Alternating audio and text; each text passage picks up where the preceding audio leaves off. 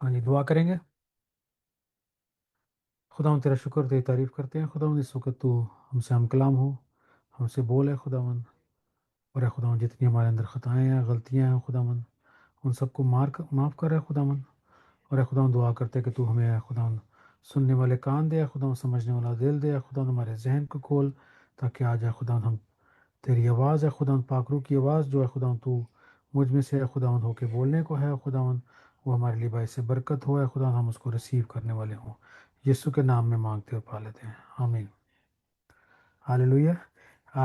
Bible किसके पास है, किसको मैं रीडिंग के लिए कह सकता हूँ? कौन रीडिंग कर सकता है लाउड एंड क्लियर और ऊंचा और स्लोली? जी मैं कर लूंगा। जी सिस्टर रुमीला, जी सिस्टर सिस्टर जी, रुमीला भी और हैं, बस और भी इसके साथ और भी जो करना चाहें जी जी। जी आप आज एक निकाल ही लें आज एक ताकि ही जल्दी हवाला जल्दी। होगा। हाँ जी, जल्दी जल्दी जी सिस्टर हवाला खालसा बता और दें। नहीं जी नहीं, एक ही आज एक ही हवाला, टेंशन की बात नहीं है। अच्छा आज एक ही, हाँ जी, आज एक ही हवाला है। चलो ठीक एक है, ही हवाला है, लेकिन आयतें थोड़ी ज़्यादा हैं। हाँ, डिवाइड लेकिन कर हवाला लेंगे एक ही है। बारी बारी। दूसरा सलातीन में से देखेंगे, दूसरे सलातीन में से पुराने आयतनामा में से दूसरे सलातीन में से 8वीं आयत से लेके 8th वर्ष से लेके 37 वर्ष तक पढ़ेंगे। हवाला हवाला हाँ जी, दूसरा सलातीन हम्म, की चौथा बाब, दूसरा सलातीन चौथा बाब और 8वीं आयत से 37 वर्ष तक पढ़ेंगे। तो जी मेरी रिक्वेस्ट ये होगी कि प्लीज़ आयतें थोड़ी ज़्यादा हैं तो मिलके हाँ, मिलके पढ़ेंगे। नहीं नहीं, मिलके भी पढ़ सकते हैं, लेकिन जो भी पढ़े मेरी रिक्वेस्ट ये कि ज़रा स्लोली और ऊंचा पढ़ें, क्योंकि हमने इसको भाग दौड़ में बस ऐसे पढ़ना ही नहीं है, बल्कि जो है वो खुदा के कलाम से आज जो है हमने बरकत को भी हासिल करना है। तो कलाम में बहुत सारी चीज़ें स्किप कर जाते हैं, हम तो बहुत ही तेज़ पढ़ते हैं, तो आप उसको स्लोली पढ़ें। जी पढ़ना शुरू करें। हम्म, कलाम मुकद्दस में से दूसरा सलातीन उसका चौथा बाब 8वीं आयत से लेकर 37वीं आयत तक आज हम पढ़ेंगे। फिर तू अपने बेटों को साथ लेकर अंदर जाना और पीछे से दरवाजा बंद कर लेना और उन सब बर्तनों में तेल उंडेलना। एक मिनट, आप कौन सी आयत से पढ़ रही हैं? चौथी आयत से, आठवीं आठवीं आयत से। आठवीं सॉरी चौथा बाप 8वीं आयत से पढ़ना, सॉरी हाँ सॉरी सॉरी। हाँ जी। और एक रोज ऐसा हुआ कि एलीशा शूनेम को गया। वहां एक दौलतमंद औरत थी और उसने उसे रोटी खाने पर मजबूर किया। फिर तो जब कभी वो उधर से गुजरता रोटी खाने के लिए वहीं चला जाता था।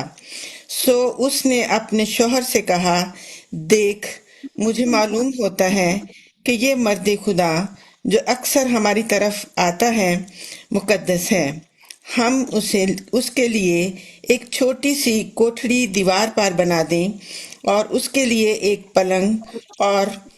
पलंग और मेज और चौकी और क्षमादान लगा दें। फिर जब कभी वो हमारे पास आए तो वहीं ठहरेगा। सो एक दिन ऐसा हुआ कि वो उधर से गया और उस कोठड़ी में जाकर वहीं सोया। फिर उसने अपने खादम हिजाजी से कहा कि इस सुनीमी औरत को बुलाए। उसने उसे बुला लिया और वो उसके सामने खड़ी हुई। फिर उसने अपने खादिम से कहा, तू इससे पूछ कि तूने जो हमारे लिए इस कदर फिक्रें की, तो तेरे लिए क्या किया जाए? क्या तू चाहती है कि बादशाह से या फौज के सरदार से तेरी सिफारिश की जाए? उसने जवाब दिया, मैं तो अपने ही लोगों में रहती हूँ। फिर उसने कहा, उसके लिए क्या किया जाए? तब हजाजी ने जवाब दिया कि वाकई उसके कोई फर्जंद नहीं और उसका शौहर बुढ़ा है। तब उसने कहा, उसे बुला ले। और जब उसने उसे बुलाया तो वो दरवाजा पर खड़ी हुई। तब उसने कहा, मौसम बहार में वक्त पूरा होने पर तेरी गोद में बेटा होगा। उसने कहा, नहीं, आए मेरे मालिक, आए मरते खुदा, अपनी लौंडी से झूठ ना कह। सो वो औरत हामला हुई और जैसा अलीशा ने उससे कहा था, मौसम बहार में वक्त पूरा होने पर उसके बेटा हुआ। और जब वो लड़का बढ़ा तो एक दिन ऐसा हुआ कि वो अपने बाप के पास खेत काटने वालों में चला गया और उसने अपने बाप से कहा, हाय मेरा सर, हाय मेरा सर। उसने अपने खादिम से कहा, उसे उसकी माँ के पास ले जा।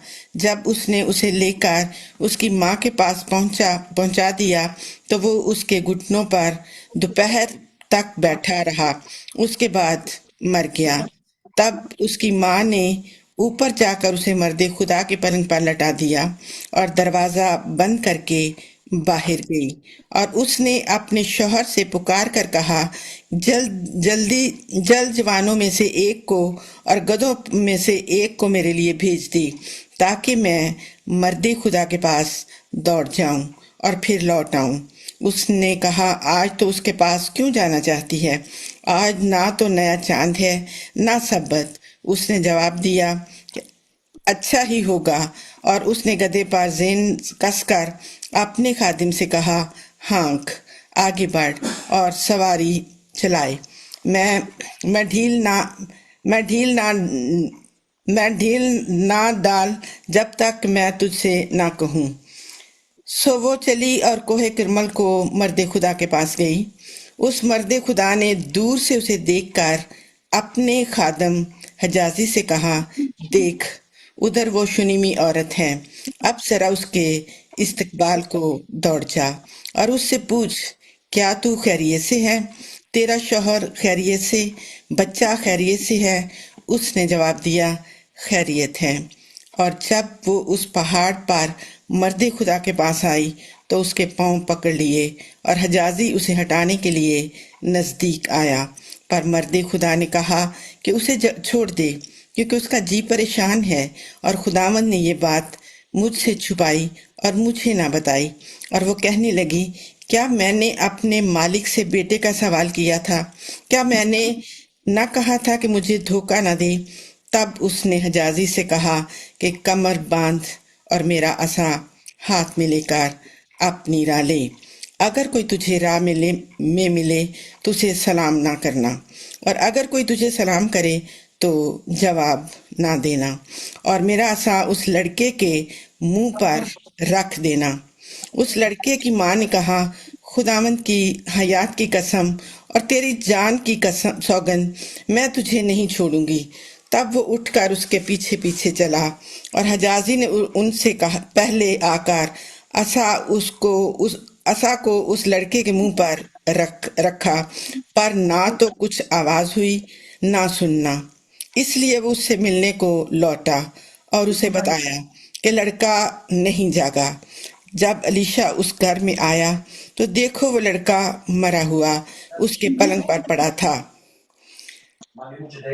सो वो अकेला अंदर गया और दरवाजा बंद करके खुदावन से दुआ की और ऊपर चढ़कर उस बच्चे पर लेट गया और उसके मुंह पर अपना मुंह और उसकी आंखों पर अपनी आंखें और उसके हाथों पर अपने हाथ रख लिए और उसके ऊपर पसर पसर गया। तब उस बच्चे का जिस्म गर्म होने लगा। फिर वो उठकर उस घर में एक बार टहला और ऊपर चढ़कर उस बच्चे के ऊपर पसर गया और वो बच्चा 7 बार छींका और बच्चे ने आंखें खोल दी। तब उसने हजाजी को बुलाकर कहा, उस शनीमी औरत को बुला ले। सो उसने उसे बुलाया और जब वो उसके पास आई तो उसने उससे कहा, अपने बेटे को उठा ले। तब वो अंदर जाकर उसके कदमों पर गिरी और जमीन पर सरनगू हो गई। फिर अपने बेटे को उठाकर बाहर चली गई।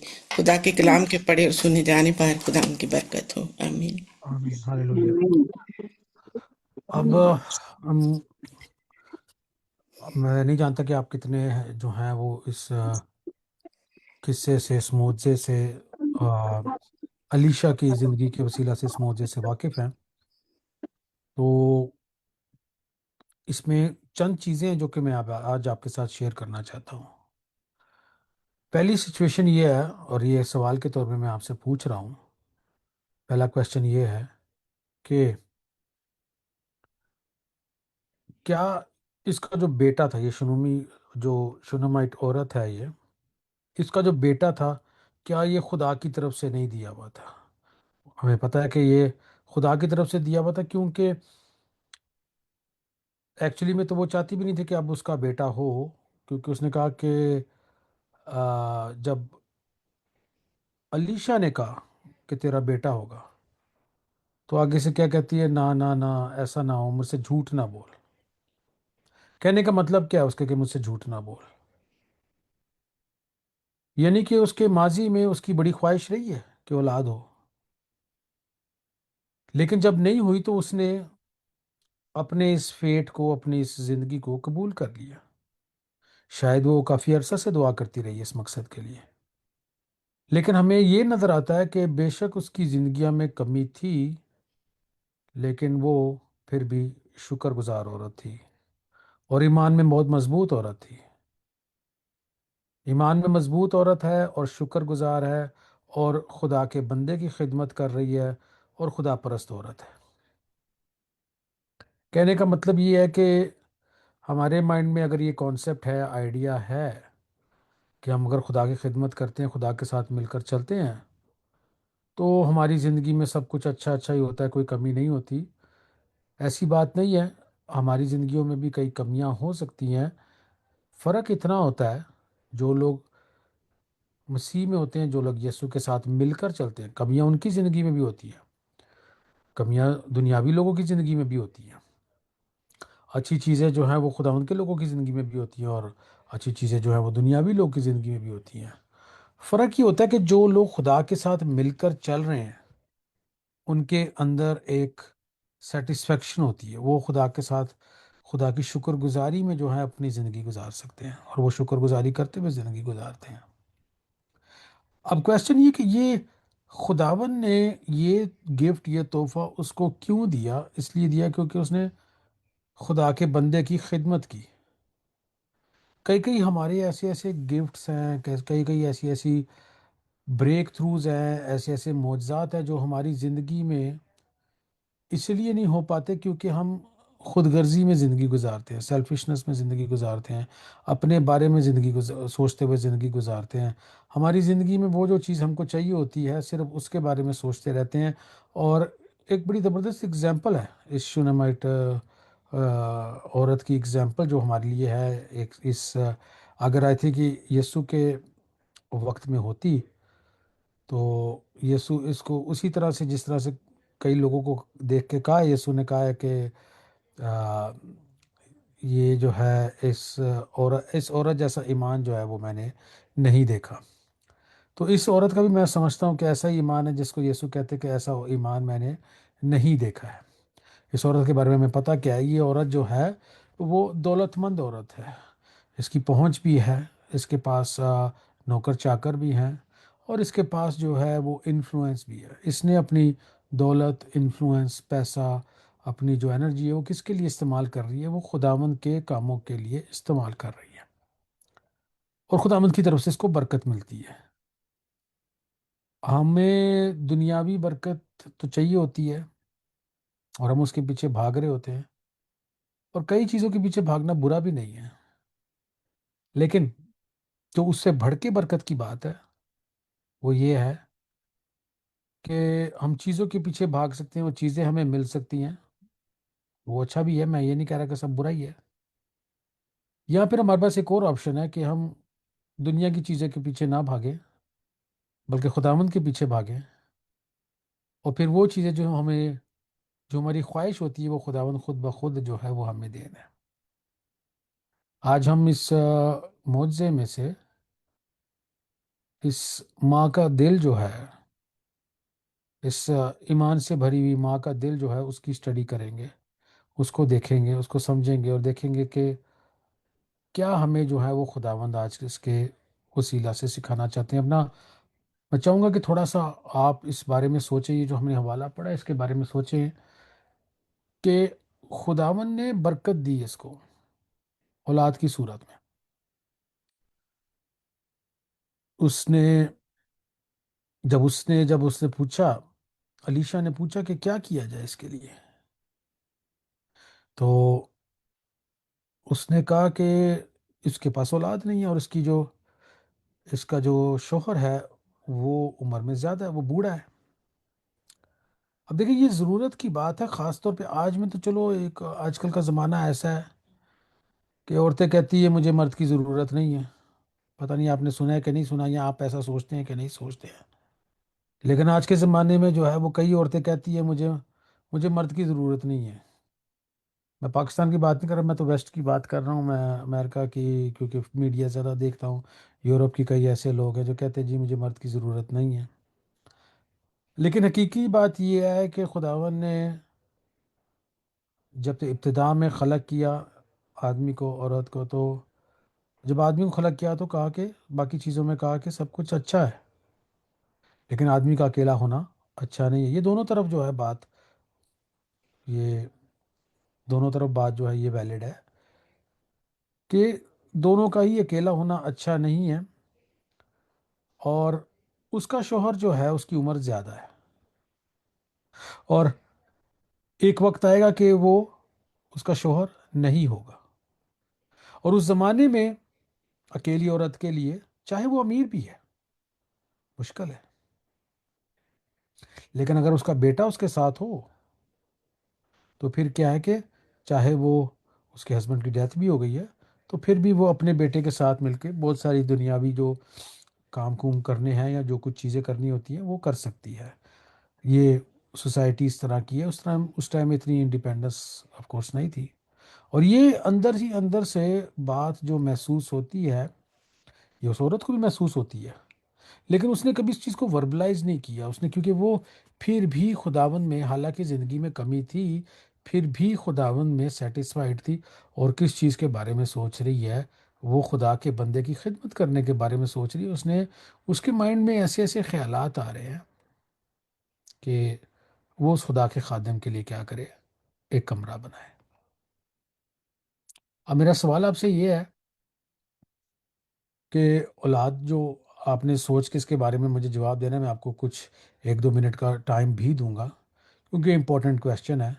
और अगर आप इस क्वेश्चन का आंसर देंगे तो आपको यकीनन खुदावंद की तरफ से बड़ी बरकत मिलेगी, और आपकी अंडरस्टैंडिंग में, थियोलॉजी में भी इजाफा होगा।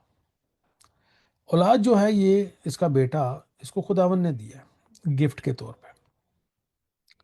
अब क्वेश्चन मेरा ये है, अभी वो जवान ही है, इतना जवान वो हो गया है, इतना बड़ा भी नहीं हो गया कि अब उसकी माँ की गोद पे नहीं बैठ सकता, लेकिन इतना भी बच्चा नहीं है कि बाहर जो है वो अकेला नहीं जा सकता अपने बाप के साथ खेतों में जाके, क्योंकि वो वहाँ पे, अब इस टाइम में हार्वेस्ट का टाइम था, इस टाइम में जो है फसल काटने का टाइम था।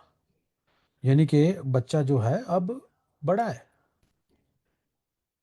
तो अब इस बच्चे की जो है वो उम्र हो गई है, मे बी ये टीनेजर है, आई डोंट नो, लेकिन बाहर खुद से जा सकता है। तो इस बच्चे की हो जाती है डेथ। अब क्वेश्चन ये है कि ये कैसी ब्लेसिंग है, ये कैसा मिरेकल है कि बच्चे की डेथ हो गई। हम्म ये कैसा मिरेकल है कि बच्चे की डेथ हो गई है।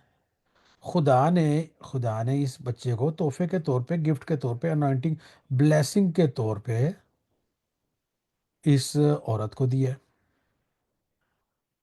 और ये औरत की, देखिए, सबसे ज्यादा दुख वाली बात ये होती है, जब आप अपनी औलाद को देखें, सबसे ज्यादा दुख वाली बात क्या होती है, जब आप अपनी औलाद को, खुद उसकी गोद में उसके बेटे की डेथ हुई है, मरते तड़पते दुख में, किसी तरह से परेशानी में, किसी तरह से मुश्किल में, जब आप देखते हैं अपनी औलाद को, तो बड़ा ही, बहुत, एक पेरेंट का दिल जो है वो बहुत ज्यादा दर्द से भर जाता है। मुझे तो अपना टाइम याद आता है जब मैं, जेकब जिंदा था, और आप में से काफ़ी जो हैं वो जानते हैं, मेरी स्टोरी को जानते हैं कि 9 महीने का था, आज से कई साल पहले मेरे बेटे की डेथ हुई। तो वो 9 महीने बड़ा मुश्किल टाइम था, ख़ास तौर पे जब मैं जेकब को ऐसे मुसीबत में देखता था, मुश्किल में देखता था, तो दिल बहुत बहुत बहुत ज़्यादा जो है वो दर्द से भर जाता था। और अभी भी मैं जब को भी वो वक्त याद आता है तो मेरे बस आंसू निकल आते हैं।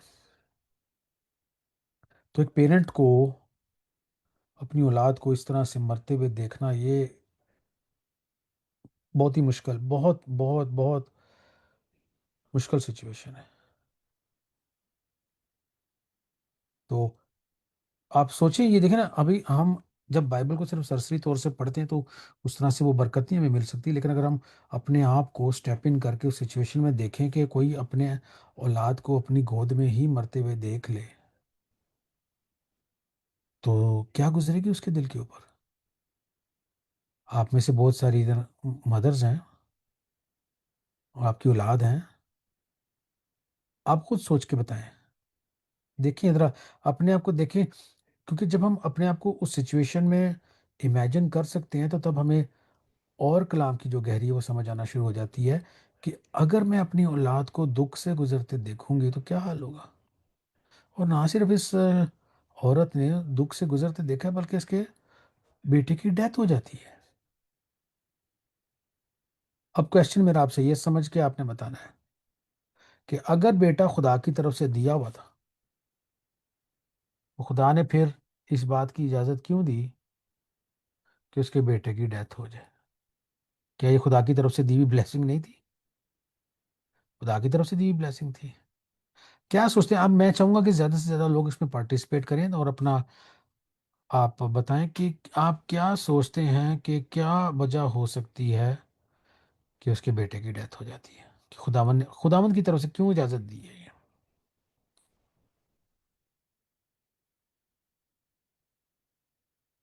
ताकि जो मुआजिजा उसकी जिंदगी में हुआ था उसका जलाल, खुदावंद का जलाल जाहिर करने के लिए। चलिए, ये तो बाद में ऐसा हो जाता है, आपकी बात सही है, ये तो अच्छी बात है। मेरा ख्याल है कि उसने, जब अलीशा ने उसे बोला कि तुझे बेटा होगा, उसने बोला तो झूठ बोलेगा, तो जब क्या? शायद, हाँ जी। क्या आप मेरे से झूठ ना बोल खुदा के नबी, हाँ ये बात, हाँ। हाँ जी। तो शायद इस वजह से उसके ऊपर ये दुख आया। नहीं, वो अच्छा, जो उसने बोला था मेरे से झूठ ना बोल, वो इसलिए बोला था, ये नहीं कि वो चाहती नहीं थी, वो हम्म ज्यादा चाहती थी। लेकिन चूंकि डिसहार्ट हो चुकी है, कई साल गुजर गए हैं, उसकी औलाद नहीं हुई है, और उसने पहले भी शायद उसके पहले मिसकैरेज हुआ हो या काफ़ी देर से औलाद का वेट कर रही है। बाइबल हमें ये डिटेल तो नहीं बताती, लेकिन ये उसकी सिचुएशन, ये उसकी कैफियत, उसके दिल की सिचुएशन को बता रही है कि वो ये फिर से डिसहार्ट नहीं होना चाहती। कोई उससे वादा करे और फिर वो पूरा ना हो, वो मतलब कि ऑलरेडी इस चीज़ से जो है वो बहुत ज़्यादा दुखी है। हम्म तो अब औलाद तो उसको मिल गई जो उसकी दिल की ख्वाहिश थी, लेकिन अब खुदावन ने इस बात की इजाज़त क्यों दी कि अब उसका बेटा जवान है और उसकी डेथ हो जाती है। सिस्टर सुरैया ने एक अच्छा पॉइंट बताया है। ये और ताकि ये, खुदावंद का जलाल ज़ाहिर हो। बाज़ दफ़ा हाँ जी, अ, ठीक है, वो तो ठीक है, वो बाद में होगा खुदावंद का जलाल जाहिर। वो गवाही ये कायम हो, हाँ जी, गवाही कायम हो। गवाही कायम हो, ये भी बहुत अच्छा है।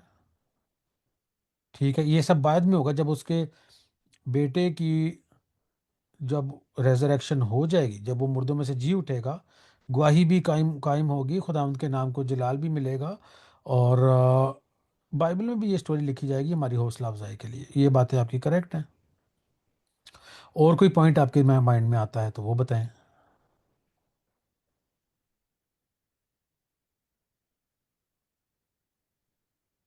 क्या रीज़न हो सकता है?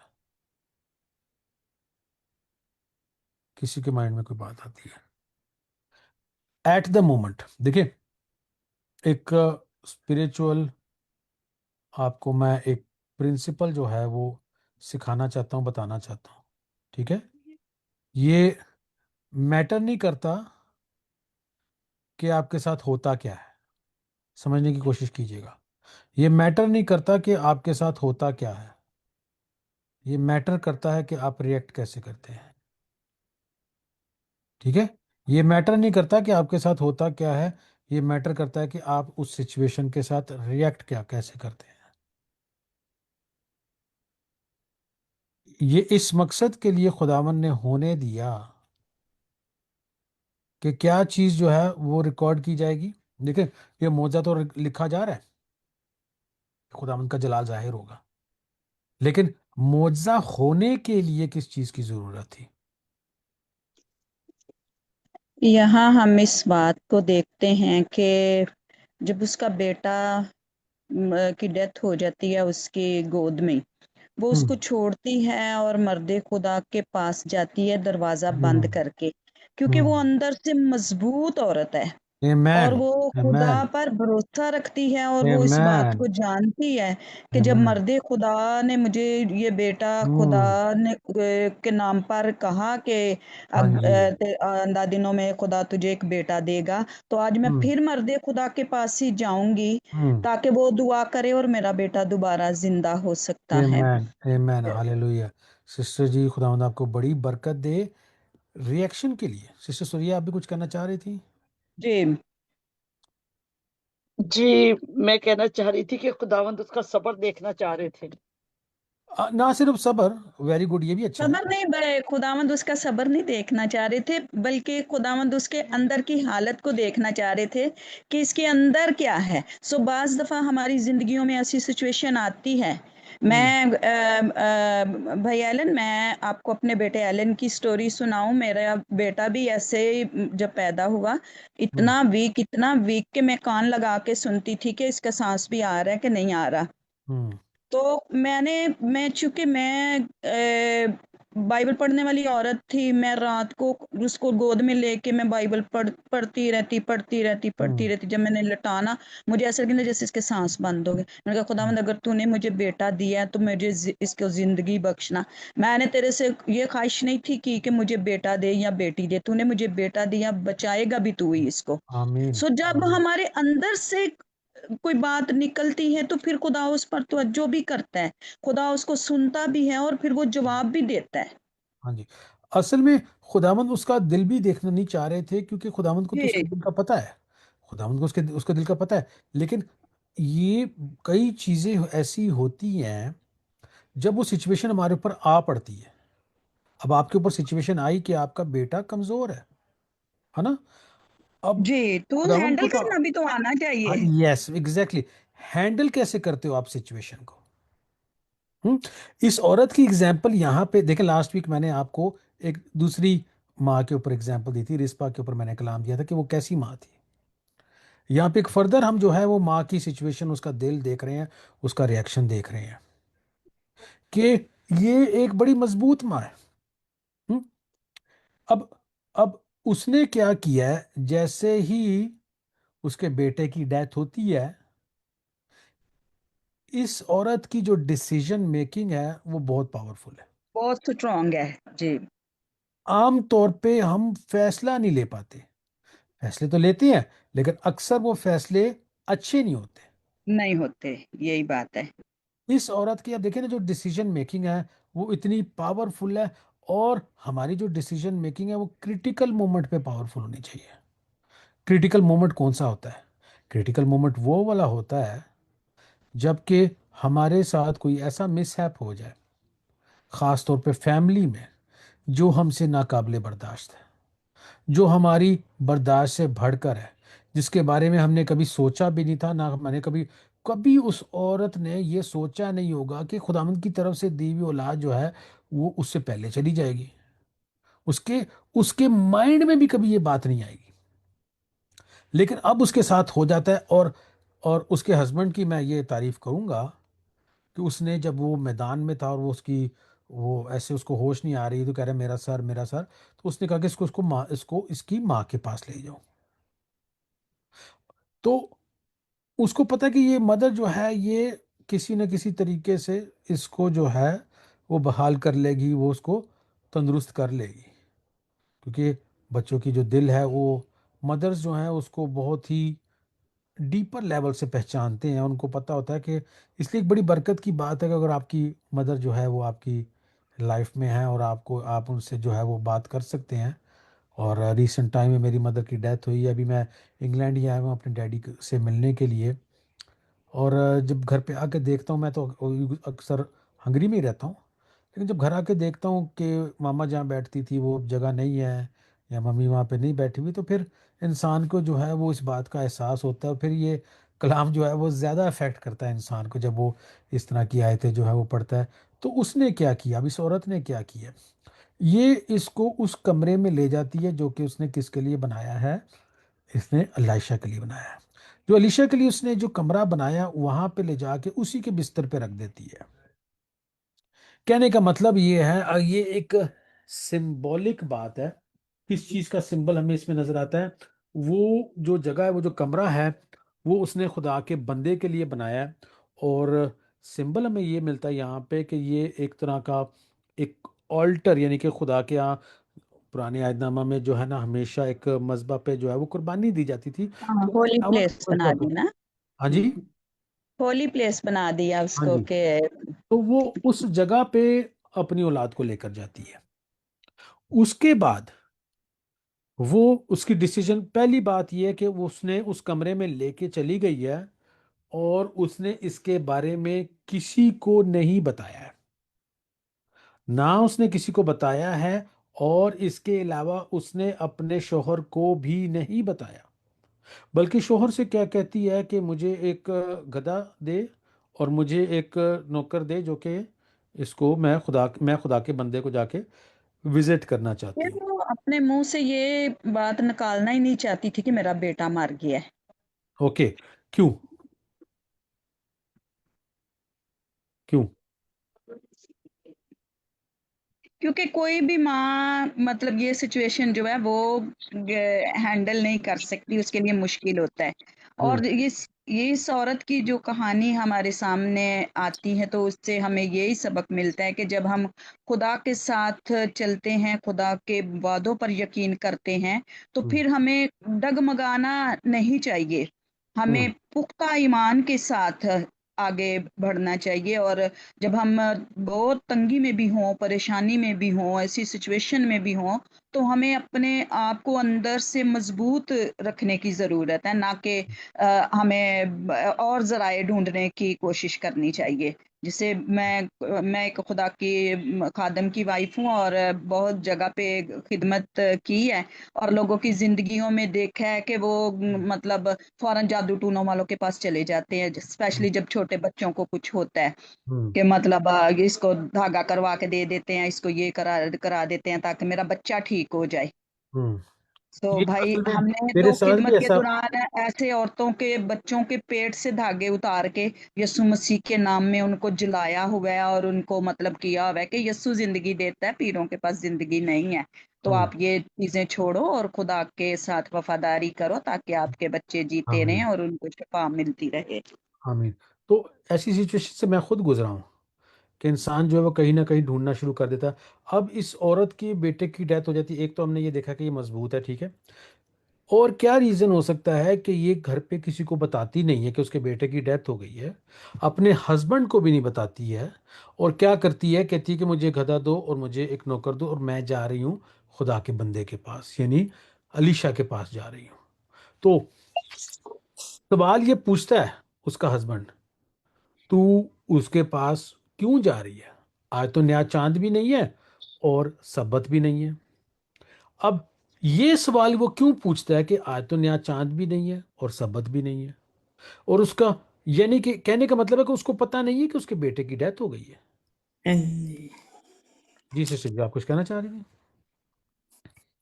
तो उसको हाँ जी, उसका ईमान था कि अगर मैं खुदा के बंदे के पास जाऊंगी, अगर उसके कहने से मुझे बेटा मिला तो ये जिंदा भी हो जाएगा।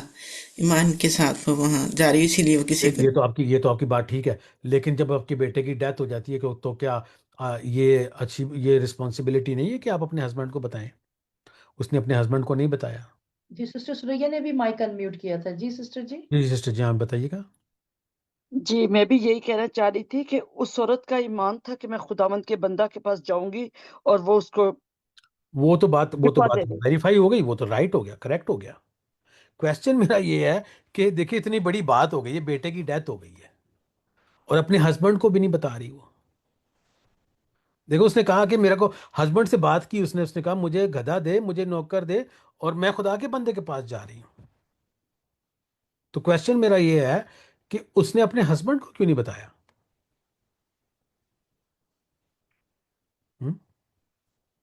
सो हम यहाँ पे एक स्पिरिचुअल लेसन ये देखते हैं इस औरत से, जो कि बहुत ही ज़हीन औरत है और बहुत ही ईमान में मजबूत औरत है। इसको पता है कि किसका ईमान कैसा है, और इसको अपने हस्बैंड के बारे में पता है। अगर ये अपने हस्बैंड को ये कहेगी कि उसकी डेथ हो गई है, कौन मुझे बता सकता है माइक को अनम्यूट करके, हस्बैंड क्या कहेगा?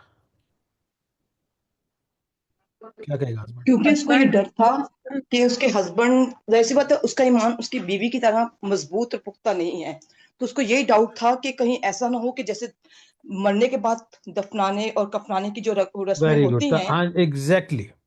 जी, तो उसको उसने यही उसने डाउट उसने था। अपनी वाइफ को अलीशा के पास जाने नहीं देना था। जी जी। उसने क्या करना था? उसने कहना था इंतजाम करते हैं किस चीज का? दफनाने का। फ्यूनरल का इंतजाम करना शुरू कर देते हैं। उसको पता था कि जैसे ही मैंने बताया तो घर में हफरा तफरी हो जाएगी, सारे दुख में हो जाएंगे, सारे परेशान हो जाएंगे। और इस औरत को पता है कि इसके पास टाइम जो है वो बहुत लिमिटेड है। इसको, और इस लिमिटेड टाइम में, इस मुश्किल सिचुएशन में, इस दुख के टाइम में, उसकी डिसीजन मेकिंग में उसको ये पता है, जो कि उसकी डिसीजन मेकिंग में उसने चंद स्टेप्स लिए, और वो स्टेप्स जो हैं बड़े वाइटल हैं उसकी बेटे की जो है वो रेजरेक्शन के लिए, कि उसको पता है कि एक ही बंदा इसको बचा सकता है, वो है खुदा का बंदा। और हमारा मसला ये है हमारी ज़िंदगी के अंदर, क्योंकि हमारे पास एक क्लियर पाथ नहीं होता। हम अपनी ज़िंदगी में इधर उधर अरे गहरे लोगों के साथ बहुत ज़्यादा टाइम वेस्ट कर रहे हैं। और इसलिए देखें, वो उसको पता है कि उसके बेटे की डेथ हो गई है। अब उसके बेटे की डेथ हो गई है, लेकिन वो आगे फिर भी बढ़ रही है राइट डायरेक्शन की तरफ, इधर उधर टाइम ज़ाया नहीं कर रही, राइट डायरेक्शन। और उसको पता है कि राइट डायरेक्शन क्या है? खुदा का बंदा अलीशा नबी। अलीशा किधर है? हमने ये अभी ये जो चैप्टर पढ़ा उसमें अलीशा नबी जो है वो कोहे करमल पे। ये जो औरत है ये शूनम की रहने वाली है। ये इस्साकार, एक जो ट्राइब है इस्साकार, उसका एक शहर है। इस्साकार के बारे में लिखा है, जब याकूब ने अपने 12 बेटों को जो है वो बरकत दी थी, तो वहां पे ये लिखा है कि ये एक आराम देने वाला या आराम करने वाली जगह होगा। अब देखें ना कितनी, जब याकूब की दी हुई बरकत, जब वो जिंदा था तब की बात है। ये कई कई सौ साल इस चीज को जो है वो गुजर चुके हुए हैं। तकरीबन आई थिंक 1000 साल के करीब होने वाला है। लेकिन फिर भी हम देखते हैं कि खुदा के, अब देखिए, खुदा के बंदे को वहां पे आराम मिल रहा है, उसने उसके लिए कमरा बनाया है। और और ये जो शूनम जो शहर है, यहाँ पे ना सिर्फ उसको आराम मिल रहा है, बल्कि ये एक डबल ब्लेसिंग की बात है, डबल आराम उसको मिल रहा है। इसीलिए देखिए, उस इस बंदी की रिकमेंडेशन, कमेंड मैं इसको इस तरह से कर सकता हूं कि इसको जरूरत नहीं थी कि ये नबी के लिए कमरा बनाए। इसने नबी के लिए कमरा बनाया अपने घर के ऊपर, जरूरत नहीं थी, किसी ने कहा नहीं था इसको। और मुझे पता नहीं, वो मैंने दाऊद वाला मैसेज आपके साथ शेयर किया था जिसमें उसने हाँ, मैंने वो शेयर किया था आपके साथ, जिसमें दाऊद जो है वो एक नेक्स्ट लेवल पे इसलिए जाता है क्योंकि पहली दफा खुदा ने नहीं उसे कहा होता, खुदा ने नहीं कहा होता उसे। नहीं, मेरे ख्याल से वो मैंने आपके साथ नहीं शेयर किया, लेकिन बहरहाल मैं वो मैसेज आपके साथ शेयर करूंगा। दाऊद जो है वो इबादत को एक नेक्स्ट लेवल पर लेकर जाता है। उससे पहले ऐसी इबादत कभी नहीं हुई थी। वो किस तरह से थी कि दाऊद के जहन में पहली दफा खुद से आता कि मैं खुदा के लिए खुदा का घर बनाऊं। खुदावन नेथन जो प्रॉफिट है उसके वसीला से एक मैसेज भेजते हैं डेविड को, कहते हैं, क्या मैंने तुझे कहा कि मेरे लिए घर बना? आज तक मुझे खैमों में लेके चलते रहे, आज तक किसी ने सोचा नहीं मेरे घर बनाने के लिए, लेकिन चूंकि तूने ये सोचा मैं तेरा घर बनाऊंगा। और तब खुदावन ने दाऊद को ये बरकत दी कि तेरा बेटा जो है उसकी बादशाहत अब्दियत होगी, अब्दी बादशाहत होगी। अब हमें पता है कि सोलोमन की बादशाह तो अब्दी नहीं है, वो एक प्रोफेटिक लैंग्वेज थी, क्योंकि यस्सु को ये टाइटल दिया दाऊद का बेटा, इब्ने दाऊद। और यस्सु की बादशाहत अब्दी बादशाहत है, क्योंकि उसने खुदा का घर बनाया, इसने खुदा के बंदे के लिए कमरा बनाया। अब जब उसने कमरा बनाया तो उस कमरे में क्या क्या उसने रखवाया? उसने उसके लिए बिस्तर रखवाया, ठीक है, उसने उसके लिए टेबल रखवाया, उसने उसके लिए एक कुर्सी रखवाई, और उसने उसके लिए खास एक लैंप रखवाया। अब जब मैं ये पढ़ रहा था, मैं कहता हूँ यार, मेरा जो घर है वो कमरे की तरह ही छोटा सा ही है, लेकिन जहाँ पे मैं बैठ के बाइबल पढ़ता हूँ वहाँ पे आप देखेंगे तो मेरा लैंप भी स्पेशल है, मेरा टेबल भी बड़ा स्पेशल है, मेरी कुर्सी भी बड़ी स्पेशल है। तो मैंने कहा यार, इस बंदी को, ये खुदा की बंदी को, और यहाँ पे कई ऐसी लेडीज हैं, एक पर्टिकुलर तो खास तौर पे है जिसको मैं समझता हूँ कि खुदावन ने इस शुनमाइट औरत वाला दिल दिया है। इस तरह से वो खुदावन के खादमों की खिदमत करती है कि उसने पर्टिकुलर उसको किसी न किसी तरीके से पता था कि इस प्रॉफिट को, इस नबी को क्या क्या चीज़ें चाहिए। उस ज़माने में उसने उसके लिए एक टेबल बनवाया, एक लैंप और लैंप स्टैंड दिया उसको, एक कुर्सी दी है और एक बिस्तर दिया, ताकि वो बैठ के वहाँ पे आराम करे, रेस्ट करे, सोचे। और वो वहाँ पे उसके लिए सारा टाइम जो है वो खाने पीने का इंतज़ाम रखती थी। उसको खाने पीने की कोई फिक्र नहीं है। अलीशा के लिए उसने खाने पीने का इंतज़ाम किया। और यहाँ तक हम देखते हैं, जब चैप्टर शुरू होता है, जब मैंने आपको पढ़ने के लिए कहा था, तो लिखा है इस औरत के बारे में, इसने अलीशा को मजबूर किया कि उसके घर पे आए और खाना खाया। अलीशा को क्या किया? मजबूर किया। कहने का मतलब क्या है? इसकी हॉस्पिटैलिटी आप देखें, इसका दिल देखें, इसका किस तरह से उसको मजबूर कर रही है। इस तरह से मजबूर कर रही है कि इस तरह से, यानी कि अलीशा इसके घर तक नहीं आना चाहता था, लेकिन उसको मजबूर किया, यानी कि किसी ना किसी तरीके से उसके लिए वो बायसे बरकत होना चाहता, वो चाहती थी। उसका दिल देखें, कि उसका दिल ऐसा है कि वो खुदावंद के खादमों की खिदमत करना चाहती है, वो नबियों की खिदमत करना चाहती है। वो अपना रुपया, पैसा, माल, अपनी इन्फ्लुएंस और अपना जो एनर्जी कंस्ट्रक्शन की है, वो इस चीज़ में लगा रही है कि उसके घर के ऊपर का जो, क्योंकि उस ज़माने में जो घर की छतें होती थी वो फ्लैट होती थी, उसके ऊपर भी कमरा बांध सकता था। उसके ऊपर के वो अक्सर, वहाँ पे लिखा है, वो अक्सर उस इलाका से गुजरा करता था और उसने उसके लिए वहाँ पे कमरा बनाया। तो ऐसा उसका उसका एक एक एक बड़ा ही जेनरस दिल जो है खुदावन ने उसको दिया हुआ था, और उस जेनरोसिटी ने उसकी ज़िंदगी में जो है वो ब्लेसिंग्स लेकर आई। लेकिन अब जब उसकी ज़िंदगी में देखते हैं कि उसके बेटे की डेथ हो जाती है, तो हम ये सोचते हैं कि यार ये तो खुदा की बंदी, इसकी ज़िंदगी में ये मुश्किल क्यों आ रही है। और मैं आज आपसे ये कहना चाहता हूँ, ये एक बड़ा इंपॉर्टेंट पॉइंट है जो आपको समझने की ज़रूरत है।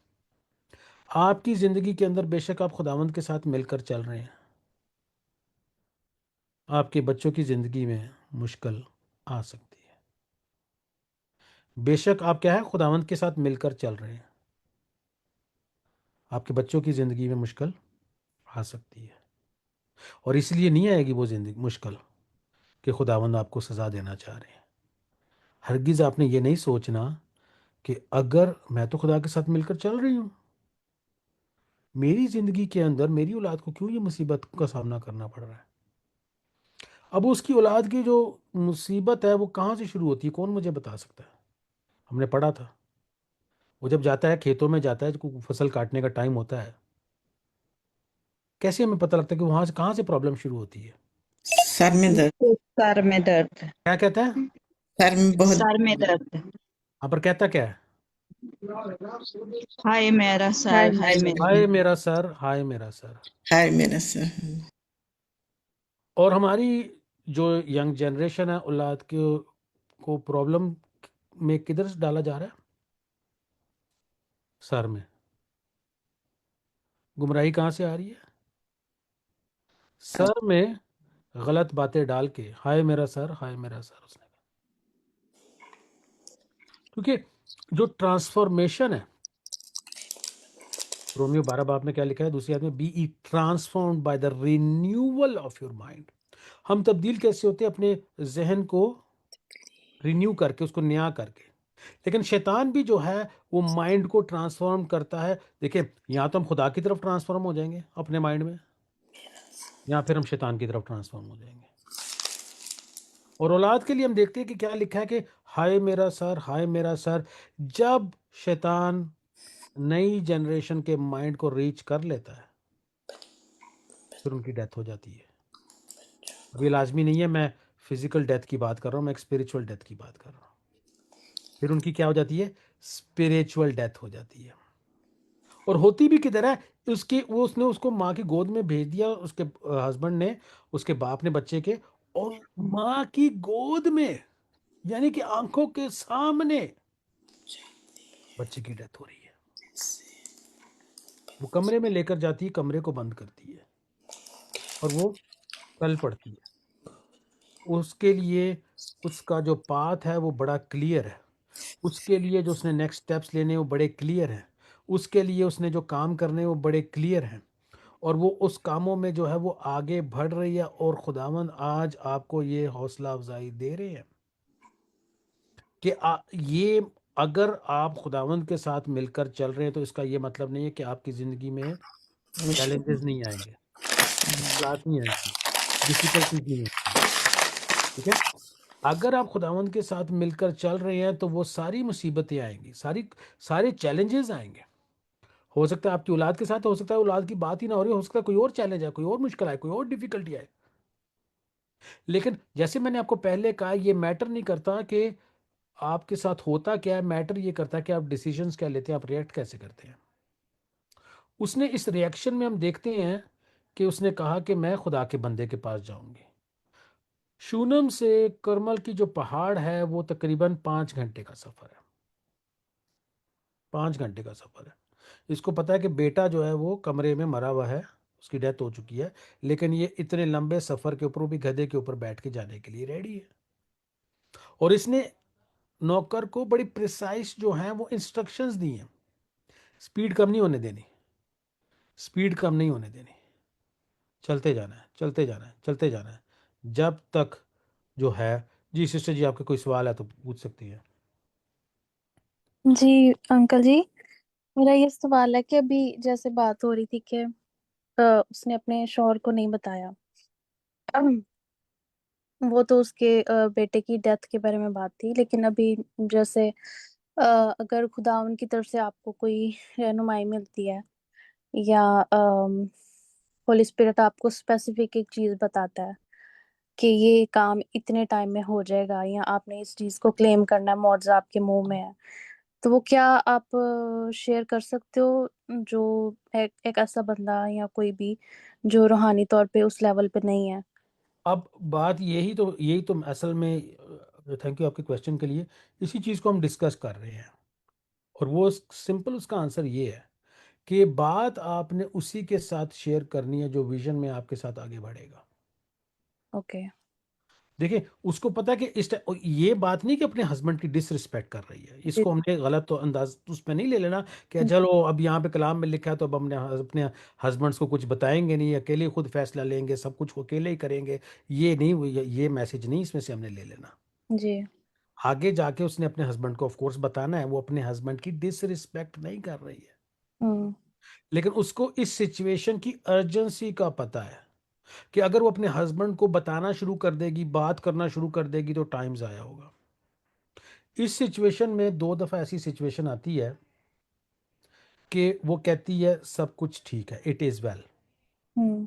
एक दफ़ा जब उसके हस्बैंड ने सवाल पूछा कि तू किसके लिए, तू उसके पास क्यों जा रही है, आज तो ना सब्बत है और ना ही नया चांद है। ये कहने का मतलब ये है क्योंकि उसको उसका उसका कहने का मतलब है कि ऐसे सब्बत के सब्बत, या हो सकता है कि नए चांद के नए चांद, या कोई ईद का टाइम है, तो हो सकता है जी, कि सब अलीशा लोग जो है जाते वो, थे, मिलने के लिए जाते थे। हाँ तो जी, उसके हस्बैंड ने इसीलिए ये सवाल किया कि आज तो ना सैबत है और ना एग्जैक्टली, नया हाँ चांद जी। है, तो तू तो क्यों तो जाना चाह रही है। तो हाँ, वो मोस्ट प्रोबेबली टीचिंग देता होगा और ये जाके सुनती होगी। इससे भी पता लगता है इसके ईमान के बारे में कि ये कहाँ पे, इसका आना जाना जो है वो बाहर दुनियावी लोगों में नहीं है, इसका आना जाना जो है वो खुदा के घर में, खुदा के बंदे के पास है। उसके पास अभी जो आप यहाँ पे बैठ के कर रहे हैं वो उसी तरह से कि ये जो है, अब हमें तो खुदावन ने ये एक ज़माने के हिसाब से हमें ये प्लेटफॉर्म दे दिया, बड़े आराम से जो है दुनिया के किसी भी कोने में बैठ के इन टच हो सकते हैं अपने घर में बैठे बैठे। लेकिन उस टाइम में मुश्किल थी थोड़ी सी, लेकिन देखिए उसका दिल देखें कि वो उसका उसके हस्बैंड को पता है कि अगर ये मांग रही बंदे के पास जाने के लिए कह रही है तो ये तो अक्सर जाया करती है और उससे जो है वो बरकत लेती है, उससे सीखती है, और वहाँ से कलाम को सीखने के वसीला से ही उसका ईमान मजबूत हुआ है। ईमान में मजबूती कहाँ से आ गई? खुद से तो नहीं आ गई ना, उसने खुदा के बंदे से सुना है और उसको फिर उसके बाद दिल को ये बात टच की है, उसने जो है वो ईमान में तकवीयत पाई है, इल्म में उस इजाफा हुआ है, तो वहाँ पे उसका ईमान आया। तो अब ये असल में टाइम ज़ाया नहीं करना चाह रही, इसलिए बहुत सी ऐसी चीज़ें हैं, और खुदावन ने ये लेसन तो मुझे बहुत डीपली सिखाया, क्योंकि मैं ऐसा बंदा हूँ कि मैं हर बात हर एक के साथ शेयर कर देता था। फिर खुदावन ने आहिस्ता आहिस्ता वही सिखाया मेरे को कि जो ईमान में आपके साथ खड़ा है, जो आपके विजन को समझता है, जो रोया में आपके साथ आगे बढ़ने के लिए रेडी है, जो आपकी हौसला अफजाई करेगा, जो आपको रोकेगा नहीं, आपने उसके साथ शेयर करना है। ये नहीं कि उनको बताना नहीं है, बाद में जब काम हो जाए तो फिर आप बताएं, लेकिन अपने विजन में आपने आगे बढ़ते चले जाना है। दूसरी दफा जब ये उस गधे पे जा रही है, दूर से ही अलीशा देख लेता है कोहे करमल से, और वो अपने गहजाई उसका जो नौकर है उसको कहता है कि जा, ये आ रही है वो शुनामी और शुनामाइट औरत आ रही है, जाके पूछ कि उसके बेटे के साथ, इसके साथ सब ठीक है, इसके हस्बैंड के साथ सब ठीक है, बेटे के साथ सब ठीक है। उसको कहती है हाँ जी सब ठीक है। उसके नौकर को भी कहती है all is well, all is well. ठीक है, कहने का मतलब क्या है? यहाँ पे दो चीजें हमें सीखने को मिल रही हैं इससे, कि जब वो ये कह रही है कि हालांकि सब कुछ ठीक नहीं है, उसके बेटे की डेथ हो चुकी है, उसके बेटे की डेथ हो चुकी है, लेकिन वो ये कह रही है कि सब कुछ ठीक है। दो चीजें वो नहीं करना चाह रही, टाइम नहीं जाया करना चाह रही कि इसको भी क्योंकि उसको पहुंचना है हर हाल में अलीशा के पास, हर हाल में उसको अलीशा के पास पहुंचना है। तो इसलिए वो किसी के साथ ज़्यादा टाइम, ज़्यादा बातें करके ना अपने हस्बैंड को ज़्यादा एक्सप्लेन कर रही है, ना उसके नौकर को जो है वो ज़्यादा एक्सप्लेन कर रही है, क्योंकि उसको उसका पाथ पता है, उसको उसकी डेस्टिनेशन पता है, उसको उसको उसकी विजन पता है, उसको पता है कि उसने कहाँ पे पहुँचना है। और वो हाँ जी सब ठीक है। कई दफ़ा हमें दुनिया को जो है ये दिखाना पड़ता है, और दूसरा रीज़न ये भी है कि हमें बहुत से लोग जो हैं वो हमें नहीं समझ पाएंगे। सबके आगे हमने अपना किस्सा नहीं खोल देना, सबके आगे अपने रोना धोना नहीं शुरू कर देना, क्योंकि सब लोग नहीं समझ पाएंगे आप किस डिलेमा से गुजर रहे हैं, सब लोग नहीं समझ पाएंगे आप किस सिचुएशन से गुजर रहे हैं, आप किस तकलीफ से गुजर रहे हैं, किस मुसीबत से गुजर रहे हैं, सब लोग नहीं समझ पाएंगे। इसलिए सबके साथ उस किस्से को बयान करने की भी ज़रूरत नहीं है। ठीक है, तो ये जो आपकी बात समझ पाएगा, जो दिल से समझ पाएगा, उसके साथ आप बयान करें। बाकी लोगों के साथ इतनी डिटेल में जाने की जरूरत नहीं। वो वहां पे पहुंचती है तो क्या करती है, देखिए जब वो अलीशा के पास पहुंचती है तो वो उसके पैर पकड़ लेती है। जब अलीशा के पास पहुंचती है तो उसके पैर पकड़ लेती है। खुदावंद आज आपको कह रहे हैं, अपनी औलाद के लिए खुदावंद के पैर पकड़ लो। वो छोड़ती नहीं है। वहां से नौकर भागा आता है कि इसको मैं, उसको नहीं समझ के ये क्या कर रही है, तो वो क्या करती है, उसको हटाना चाहता है, उसको धक्का देना चाहता है, लेकिन अलीशा कहता है ना ना ना, इसको ना छू, इसका दिल जो है वो दर्द से भरा हुआ, और मुझे खुदावन ने बताया नहीं है सारी चीज़ें। अलीशा की खूबसूरती उसकी ये है कि अलीशा जो है वो लोगों के दिल में दर्द को समझ पा रहा है। अलीशा को नहीं नज़र आ रहा, सॉरी अलीशा कर रहा हूँ, अलीशा को नज़र आ रहा है, गहजाई को नहीं नज़र आ रहा, उसके नौकर को नज़र नहीं आ रहा है। और वो पूछता है कि क्या हो गया। वो गहजाई को कहता है तू ऐसा कर, मेरा ये आसा ले जा, मेरी ये लाठी ले जा और ले जाके बच्चे के ऊपर रख दे, वो ठीक हो जाएगा। औरत क्या कहती है, ना मैं तुझे नहीं छोड़ूंगी, मैं तुझे नहीं छोड़ूंगा जब तक मौजाना ना हो जाए। खुदा असल में ये उसके साथ इसलिए हुआ क्योंकि उसका ईमान जो वो नेक्स्ट लेवल पर जाए, इसलिए नहीं हुआ। अगर आपके साथ कोई मिसहैप हुआ, अगर आपके साथ कोई ऑब्स्टिकल, कोई मुश्किल, कोई परेशानी, कोई दुख, कोई आपकी औलाद की लाइफ में, आपकी फैमिली की मेंबर की लाइफ में, या आपकी लाइफ में कुछ भी एक सिचुएशन आई है, वो इसलिए नहीं आई है ताकि आपको परेशान करे, बल्कि इसलिए आई है ताकि आप ईमान के नेक्स्ट लेवल पर जाए। यहां पर ना सिर्फ ये औरत ईमान में बढ़ेगी, औरत जो है वो अपनी बरकत में बढ़ेगी, बल्कि बल्कि अलीशा भी ईमान में बढ़ेगा। अलीशा को भी स्ट्रगल करनी पड़ेगी इस बच्चे को दोबारा से जिंदा करने के लिए। ये ऐसे नहीं हो जाएगा, सिर्फ ये मौजा इतने आराम से नहीं होने वाला है। तो हम ये देखते हैं, अलीशा जाता है वहां पे, और अलीशा क्या करता है, उस कमरे में जाके देखता है कि वो गेहज़ा को पहले भेजते हैं, और वो नहीं, उस पर वो लाठी रखता है और वो नहीं जो है वो जिंदा होता। तो वो जाके देखता है कि बेटा जो है वो मरा हुआ है। तो लिखा है कि वो उसके ऊपर चढ़ता है, आंखें उसकी आंखों को टच करती हैं, उसके जो हाथ है उसके हाथ को टच करते हैं, और वो उसके ऊपर टच के वो दुआ करना शुरू कर देता है। मसला ये था कि बेटा जो है वो मरा कैसे, उसके सर में दर्द थी, जिंदा कैसे हुआ है। जिस लेवल पर देखें, जिस लेवल पर बच्चा है, उस लेवल पे खुदा के बंदे ने आके उसके साथ इंटरेक्ट किया। आज की पेरेंटहुड में, आज की हमारी अंडरस्टैंडिंग में, आज के हमारे रिलेशनशिप्स में, ख़ासतौर पे जब हम या तो अगर पेरेंट होते हैं या अगर खादिम होते हैं, ठीक है ना, हम अपने आप को होलियर देन दाऊ समझते हैं। होलियर देन दाऊ मतलब अपने आप को हम बड़ा पाक समझते हैं। हम उस लेवल पर आकर नहीं सोचते जिस लेवल के ऊपर जो यंग जनरेशन है वो किस चीज़ से गुजर रही है। हम अपना जो माइंड सेट, जो हमारा पाकिस्तान वाला माइंड सेट है ना, 50 साल पुराना वाला, वो आज की जनरेशन के ऊपर थोपने की कोशिश कर रहे होते हैं। ऐसा नहीं हो सकता। एक एक जो जनरेशन, हम तो पैदा हुए थे तो हमारे पास तो मोबाइल नहीं था ना, हमारे पास तो स्क्रीन नहीं थी। पहली चीज, जब बच्चा पैदा होता है, माँ के मुंह से ज्यादा वो स्क्रीन को देखता है, फोन को देखता है।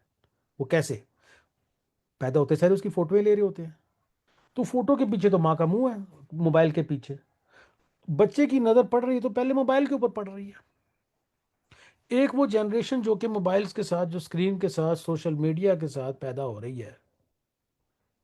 छोटे छोटे बच्चे जो हैं वो अपने दादा परदादाओं से, अपने वालिदैन से ज़्यादा अच्छा जो है वो टेक्नोलॉजी को इस्तेमाल करना जानते हैं। उनकी सोच, उनके लिए जो उनके उनके पास जो इन्फॉर्मेशन मिल रही है उनको, उनकी जो एक्सेसिबिलिटी है, उनका जो नेटवर्क है वो कंप्लीटली डिफरेंट है। यहाँ पे देखते हैं हम, खुदा का बंदा जो है वो उस लेवल के ऊपर आता है जिसके ऊपर वो बच्चा है, और आके वो दुआ करता है, और दुआ करता है तो बच्चा गर्म होता है, लेकिन वो बच्चा जिंदा नहीं होता। और फिर वो घर पे, वो वहाँ पे तो इस उर्दू वाली ट्रांसलेशन में लिखा है उसने एक दफ़ा चक्कर लगाया। उसने एक दफ़ा चक्कर नहीं लगाया, ओरिजिनल में ऐसे लिखा है कि वो चक्कर लगाता रहा, दुआ करता रहा। उसके बाद 7 दफ़ा उसको छींक आई। 7 जो है वो कामलियत का आदत है। 7 दफ़ा उसको छींक आई तो फिर वो उसकी जान में जान आई, फिर वो जिंदा हुआ।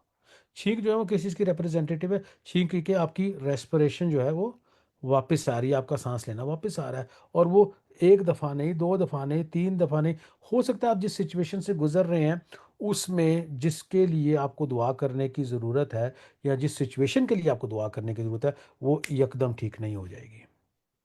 पहले आपको उस लेवल पर आना पड़ेगा, अपने सोच में, ख्यालात में। ठीक है, मैंने आपको ये कहा है कि जब हम बेटे की, बच्चे की डेथ की बात कर रहे हैं तो ये हम उसकी स्पिरिचुअल डेथ की बात कर रहे हैं। उसको स्पिरिचुअली रिवाइव करना है तो स्पिरिचुअल लेवल पे आके उस अंडरस्टैंडिंग के साथ उन लोगों को, अपने नौजवानों तक पहुंचना है।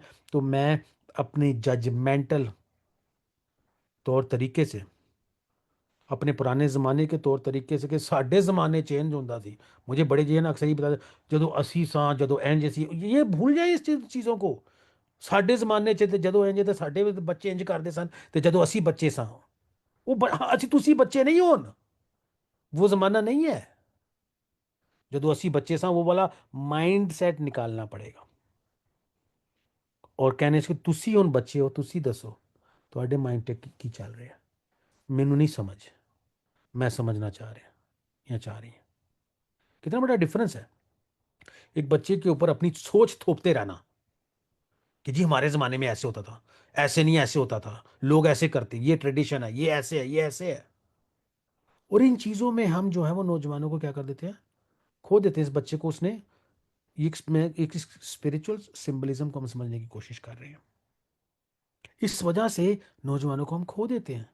जब आप नौजवानों के साथ बैठ के उनके लेवल की, अब मुझे बरकत की बात मेरे लिए ये है कि रुमाइला के बहन भाइयों के बच्चे हैं और फ़र्क एज के बच्चे हैं, 4 साल, 5 साल, 10 साल, 16 साल तक जो है ना, वो 5 साल से 16, और सबके साथ मैं वीडियोज़ वगैरह बनाता हूँ, कलाम शेयर करता हूँ, और जब मैं उनके साथ कलाम शेयर करता हूँ उनके लेवल पे शेयर करता हूँ।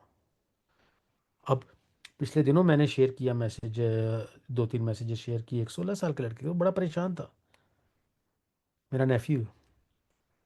तो 2-3 कलाम के बाद जो है ना, वो माइंड सेट उसका चेंज हो गया और ईमान में वो तब्दील हो गया। 16 साल का बच्चा, और कहता है मैं परेशान नहीं होता, घबराता नहीं हूँ, मैं खुदा पे ट्रस्ट आ गया, दुआ कर, कहता है अब खुदा की मैं आवाज़ सुनना शुरू कर दी है, खुदा से दुआ करनी मैंने शुरू कर दी है। हालांकि वो अगर देखें तो वो बहुत ज़्यादा जो है वो अपने हम उम्र के लोगों के साथ इंटरेक्ट करता है, लेकिन उसके साथ उस लेवल पर आके बात करेंगे। 5 साल के बच्चे हैं, 6 साल के बच्चे हैं, उनके साथ उन लेवल पे मैं बात करता हूँ और खुदा की बात समझाता हूँ, सिखाता हूँ, और सीखते हैं। ये नहीं जजमेंटल तौर से हमने कह देना कि नहीं नहीं नहीं नहीं, ऐसे नहीं, ऐसे हमें ऐसे बिहेव करना चाहिए, ये सोच रखनी चाहिए, ऐसे करना चाहिए। ये एंटिक्वेटेड वेज हो गए, बड़े जो हैं वो क्या कह लें, कदीम तरीके के जो है ना वो तरीके, सोच हैं, ख्यालात हैं। बच्चे को रिवाइव करने के लिए, सिचुएशन को रिवाइव करने के लिए, जिस चीज़ की डेथ हो चुकी है उसको रिवाइव करने के लिए कांस्टेंट प्रेयर की ज़रूरत है, विजन की ज़रूरत है, आगे बढ़ने की ज़रूरत है, राइट डायरेक्शन में जो है वो जाने की ज़रूरत है, सही टाइम पे जो सही फैसला है वो लेने की ज़रूरत है, कुछ सही चीज़ें हैं उसको करने की ज़रूरत है। और कभी भी ये ना समझे कि ये हुआ क्यों है। इस चीज़ को अगर आप ये गलत सवाल पूछेंगे तो गलत जवाब मिलेगा। अगर आप ये पूछेंगे कि मेरी ज़िंदगी में ये सिचुएशन क्यों आई है, तो ये आपको बहुत ज़्यादा गलत डायरेक्शन में ले जाएगी ये सोच, क्योंकि ये सोच जो है वो शैतान की तरफ से, खुदा की तरफ से नहीं है। जिस क्वालिटी के क्वेश्चन आप अपनी ज़िंदगी में अपने आप से पूछेंगे, उस क्वालिटी के आंसर्स आपको मिलेंगे, और वो क्वालिटी के आंसर जो हैं आपकी ज़िंदगी की क्वालिटी बढ़ाएगी। अब आपके लिए बेहतर सवाल ये है, बजाय इसके कि ये पूछे कि मेरे साथ ऐसी सिचुएशन क्यों हुई है, मैं सिचुएशन में क्यों आया हूँ या आई हूँ, उससे बेहतर ये है कि आप ये सवाल पूछें कि मैं इसमें से निकल कैसे सकता हूँ, निकल कैसे सकती हूँ, मैं क्या कर सकता हूँ, क्या कर सकती है। और फिर खुदावंद आप पे रिवील करेंगे। रेवलेशन तभी आती है, मुकाशवा तभी आता है जब राइट सवाल पूछा जाए। क्योंकि जब तक, क्योंकि कलाम में बड़े वाज़ेह तौर से लिखा है कि मांगोगे तो पाओगे। भी खुदावंद को तो पता, कलाम में तो लिखा है कि वो जानता है कि हमारी क्या ज़रूरतें हैं, लेकिन दे नहीं देता। वो जो हमारी रोज़ की रोटी की ज़रूरत है वो तो देगा। उससे बढ़ के ये लिखा है कि मांगोगे तो पाओगे। और यीशु ने ये भी कहा, अभी तो तुमने मांगा भी कुछ भी नहीं है, अभी तो मांगा भी तुमने कुछ नहीं, जो कुछ तुम मेरे बाप से मेरे नाम में मांगोगे मैं तुम्हारे लिए वो कर दूंगा। तो 4 दफा यीशु ने, जो यूहन्ना 13, 14, 15 बाप में यीशु ने बहुत, वहां पे सिर्फ यीशु की बातें लिखी हुई हैं, वहां पे यीशु ने 4 दफा कहा है, जो भी तुम मुझसे मेरे बाप से मांगोगे मेरे नाम में मैं तुम्हारे लिए कर दूंगा। अब इसलिए कहा है ये कि जो मांगोगे, ये चीज़ मांगने से मिलती है। ये कुछ ऐसी चीज़ें हैं हमारी ज़िंदगी में जो सिर्फ और सिर्फ मांगने से मिलती है। और हमें पता होना चाहिए राइट चीज़ मांगना, गलत गलत चीज़ मांगेंगे। अगर ये सवाल मैं पूछूंगा कि खुदावन मेरे साथ ऐसा क्यों, मैं तो दुआ करता हूँ या करती हूँ, जब आप गलत जवाब सवाल पूछोगे तो गलत जवाब आपको मिल सकता है। गलत जवाब ये भी हो सकता है, तेरे ईमान में कमी थी, तेरा यही बनता है, तेरे साथ ऐसे ही होना चाहिए था। गलत गलत आइडियाज आ सकते हैं। गलत गलत आइडियाज़ जो हैं आपके ईमान को मजबूत नहीं करेंगे, कमज़ोर करेंगे। इसलिए बड़ा अहम, बड़ा ज़रूरी है कि ईमान में आगे बढ़ने के लिए, आप देखें उसने लिखा है कि जब वो घोड़े पे, उस घोड़े गधे पे चढ़ी, उसने कहा किसी से रुकना नहीं और बात नहीं करनी। बल्कि अलीशा भी कहता है कि ये ले मेरी लाठी और जा, किसी से रास्ते में सलाम नहीं करना, कोई तुझसे हेलो करना चाहे, बातचीत करना चाहे, बात नहीं करनी, सीधा डेस्टिनेशन पे जाना। कहने का मतलब ये है, बड़ा सिंपली कहने का मतलब ये है कि डिस्ट्रैक्ट नहीं हो जाना हमने। डिस्ट्रैक्शन जो है वो हमारी ज़िंदगी में फेलियर का सबब बनती है। जो खुदा ने हमारे सामने पाथ सेट किया है उस पे से हटाने के लिए शैतान हमेशा डिस्ट्रैक्शंस लेकर आएगा। और जब भी वो डिस्ट्रैक्शंस लेकर आएगा, इसलिए लेकर आएगा ताकि आप अपनी डेस्टिनेशन पर ना पहुंच सकें। इसलिए बड़ा ज़रूरी है कि हमें पाथ पता हो, दुआ गो हो, हम आगे की तरफ बढ़ते चले जाएं। खुदा ने जो हमें काम दिया वो करने के लिए, चाहे हमें अभी रिजल्ट मिल रहा है या नहीं मिल रहा है, खुदा ने जो काम मुझे करने के लिए दिया है, मुझे उसको हर हाल में, हर जगह, हर तौर से करना है। और खुद, और बाकी ये नहीं देखना कि इसका रिजल्ट क्या आ रहा है। रिजल्ट जो है वो खुदावंद बाद में खुद ही दे देंगे। उसका रिजल्ट उसको, उसके ऊपर काफ़ी अरसा दुआ करनी पड़ी और फिर उसके बच्चे की जो है वो रेजरेक्शन होती है। उस अलीशा के लिए भी कुछ चंद बातें खुदावंद ने छुपा के रखी थी, बाद में उसको पता लगती हैं।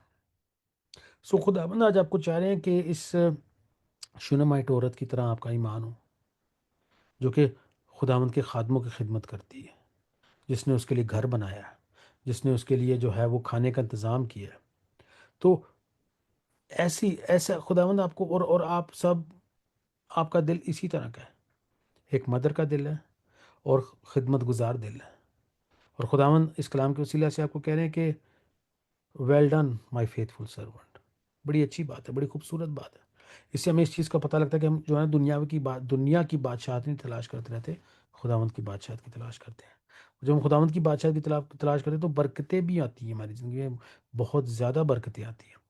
और जब बरकतें आती हैं, ये मतलब नहीं कि मुसीबतें नहीं आएंगी, मुसीबतें भी आ जाएंगी। लेकिन जब मुसीबतें आएंगी तो वो भी आपको ईमान में आपके इजाफा करने के लिए, आपको जो है वो मुसीबत में रखने के लिए।